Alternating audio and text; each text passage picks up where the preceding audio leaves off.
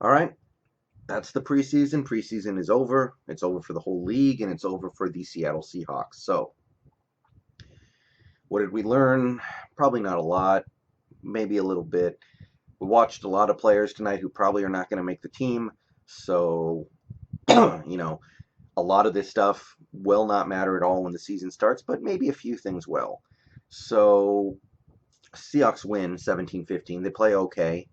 They play fine. There are a couple things that happened out there tonight that might actually matter a little bit for the regular season. So, you know, we got a little bit to be excited about there. But on the whole, we watched a bunch of guys who will be fighting to make another team or fighting to make the practice squad. So, how excited can you really get? Let's evaluate what we can. So, offensively, tale of two halves. The first half offense with Gino and Procise and I guess you would say Terry Wright and Jazz Ferguson. Those guys looked good. Those guys did their thing. Gino had a couple very nice passes. He had the beautiful touchdown pass to start the game over the top to Terry Wright. He had the great jump ball to Jazz Ferguson, and Jazz used his 6'5" frame to haul that one in, and you can see why we might want a Jazz Ferguson on the actual regular season roster. You can see what he can do that most people cannot do. It kind of makes you think of what Chris Matthews was doing in the Super Bowl against the Patriots and some of the things that we thought he might be able to do going forward, and it just never materialized. So basically, that that offense, Jacob Hollister too. I'm going to give him a shout out. That was not an easy touchdown catch in traffic, and he made it. And Hollister's a guy who I haven't given a ton of credit to being able to make the team, but we traded for him, so you would think that he has to have a chance, or why would you give up draft capital for him? So, offense had some real bright spots in the first half. Second half, well, we saw some good things with the rushing attack. I mean, it was definitely the kind of night that makes you a little sad that you don't have more room on the roster. Like we can keep 53 guys. Tonight makes you wish that maybe we could have kept, 56 or 57 guys because some of these guys are good players and they just don't have room on this team. Travis Homer had a good game. I don't think there's room for him on this roster. Bo Scarborough flashed a little bit. He had one 17-yard run down in the red zone. Xavier Turner put the game away with a 16-yard run. Both those guys have had pretty good preseasons. No room for them on this roster. Even Procise, we might trade Procise because we might decide, well, we have two running backs that we really like in Penny and Carson, and we might only want to carry one more, and maybe we want somebody who's going to be a little more reliably healthy than Procise because Procise gets hurt every year. If Procise gets traded in the next couple days, it's not going to surprise me. And the dude is super talented. And if he ever gets healthy, then the rest of the league should be put on notice because he's a dynamic talent, but might not be room for him on this team. And basically, I mean, at running back, it feels like this team really does go deep. This team is 6 or 7 players deep with guys who I kind of like, but not going to be room for them. On the other hand, you have the passing attack in the second half, which was very much the opposite. We completed one pass in the last 35 minutes of the game, maybe. Paxton Lynch 1 for 7 for 4 yards. His one completion was a little dump off to Bo. Other than that, he looked awful. He looked like the Paxton Lynch that we saw in training camp, that we saw in Denver, that we saw in Minnesota, that we probably would have seen last week against the Chargers if he had played. And basically the backup quarterback position, even though Gino got hurt tonight, which sucked, Gino got banged up, has pretty much been answered. So that was not good. So Paxton Lynch probably doesn't really have a future in the NFL. And because of that, we didn't get to evaluate some of the stuff that we put out there at wide receiver. I mean, Gary Jennings is the poster boy for this right now because Gary Jennings has done nothing in the preseason. He's caught one ball and he's had the ball thrown his way maybe 5 or 6 times. He's got 2 penalties, both personal foul type penalties, and there's a lot of talk that we might cut him, which is a disaster for a 4th round pick. But at the same time, how can you possibly evaluate these receivers when Paxton Lynch is trying to throw them the ball and he just doesn't have it. He does not have it. So I don't know how to feel about that. But yeah, Gary Jennings did not get a target on offense tonight. I saw him out there, but he did not get the ball thrown his way once. John Ursua took a punt, and he was out there, but I didn't see him get a ball thrown his way once. DK Metcalf obviously still hurt. David Moore still hurt and will be for the first part of the regular season. So we didn't learn a lot there. That's one of the things that disappoints me about tonight. We didn't get a chance to learn because Jazz Ferguson might make the team. It's kind of a coin flip. Terry Wright, he made a big play tonight, but he's got no real chance of making the team. Keenan Reynolds made a couple decent plays tonight. He had an end around and a nice catch, but there may or may not be room for him on the team.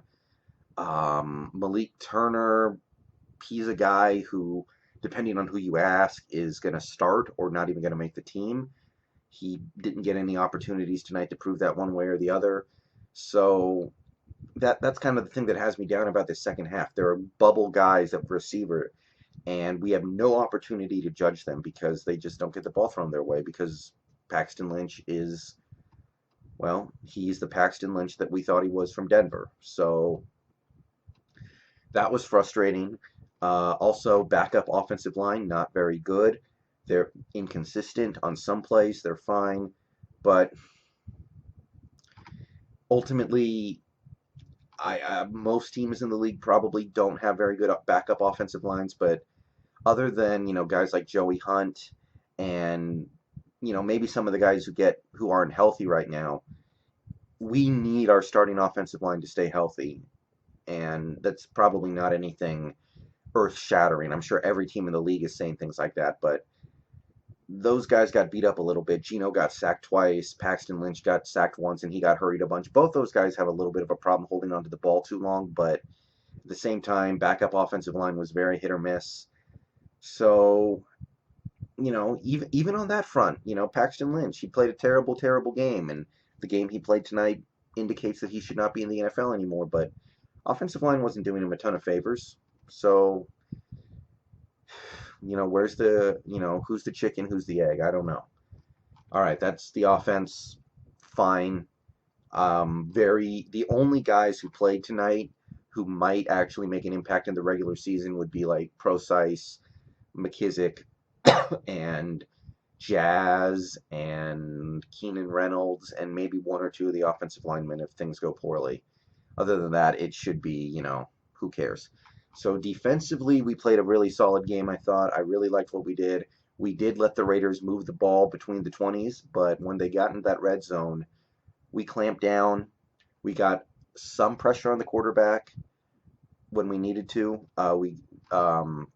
Ben Burke-Kirven played an incredible game and probably secured himself a roster spot. If not with us, then with somebody. BBK looked awesome out there. Had a sack, a couple tackles for loss, 12 tackles overall. Just brilliant. Probably the player of the game. So I loved seeing that. Cody Barton made some nice plays out there too, I thought. Jamie Meter, I saw him make a couple plays in the backfield. Shalom Luani, he missed a couple plays, I thought, so he came back with a vengeance and made an impact in that second half. Rasheem Green finally made a couple plays. He had a tackle for loss. He got a little bit of pressure. I think he might have disrupted a field goal that ended up winning the game for us because it missed. I don't think he blocked it, but I think he might have disrupted the process of the kick. So that was great to see Rasheem Green do something, which he hasn't done much of in the preseason. Brandon Jackson made some plays down the stretch. And basically, I saw a lot of good effort from a lot of these guys on defense, and that's something I didn't see in week 2, and I saw a pretty good amount of in week 3, but this was even more. And in terms of the front 7, our depth, I really like it, and we're going to have some tough choices to make. The secondary, on the other hand, I wasn't a big fan of what I saw. Akeem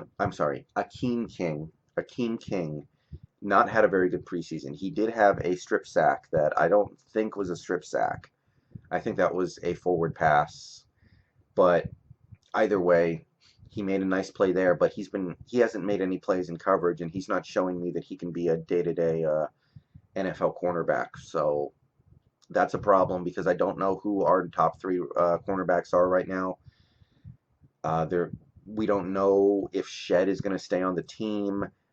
There's a lot of belief that he's going to end up getting cut, even though he's made a couple nice plays in the preseason. He's also shown that he's a very limited player, and there's a reason why he didn't stick in Detroit. So, I mean, if you watch this game, especially between the 20s, secondary was just kind of giving up plays. And if the Raiders' offense was crisp and taking things underneath, they could kind of just get 10 yards, 10 yards, 10 yards. And I didn't see our cornerbacks doing much to put a stop to it. The best thing I saw in our secondary tonight was the fact that Marquise Blair actually was playing. But then he got hurt again. It looked like the same back injury that kept him out the last couple weeks. So, not happy about that. So that went away real quick. And I have questions about our secondary other than the top three. I know Griffin, I know Flowers, and I know McDougald. Other than that, I have questions, and tonight did not do a lot to answer it for me. I gotta criticize the officiating a little bit after tonight. I already said, there was that strip sack fumble that I don't think it was a fumble, but bigger than that. I mean, Ben Burkervin, Deshaun Shed, and one other guy. It might have been Luani. I can't remember who it was. It might have been Luani. Got hit with some trash personal foul penalties for hits that should be completely legal. And I'm crossing my fingers that shit does not happen in the regular season because, I don't know what else they can do. I really don't know what I really don't know what they're asking them to do, and it was just frustrating to see because Shed made a great play to break up a ball at the inside the 5, and you can see the replay. He turns to get his head out of the way, hits him in the shoulder, and they get him anyway. Same thing for BBK. Same thing. And those drives, the drives that those penalties came on, I mean, that's where a lot of the Raiders' points came from tonight. So tonight, it's whatever. If it starts happening in the regular season, we're going to have a problem. So a lot of guys in that front, basically to sum it up, front seven, our depth, solid. I like the backup linebackers. I like the way they played. The defensive line, those guys made some plays. It's not perfect, but you're seeing the ability to make plays from those guys, and that's all you can ask for from that crew. Secondary, we'll find out. Special teams solid. Good punt coverage. Gary Jennings picked up a dumb penalty by hitting the punt returner early. Other than that, Michael Dixon, low-key, weak preseason from Dixon. He had a couple boomers tonight, so that was good. We hit a field goal. We hit our extra points. Coverage was pretty good on the punts, so we're as ready as we're going to be. I'm crossing my fingers for a couple of these injuries. The only injuries we had tonight of any significant weight would be Gino, who is still, a shoo-in to be the backup quarterback, so whatever. And I guess you would also say Marquise Blair, which I am worried about, but go Hawks, go 12s. 10 days away. Good to see the guys go out there one more time, but I'm ready for these games to start to matter. I am going to go watch the end of this Utah game now, which actually might already be over. I'm not sure. And I'll see you guys before week 1.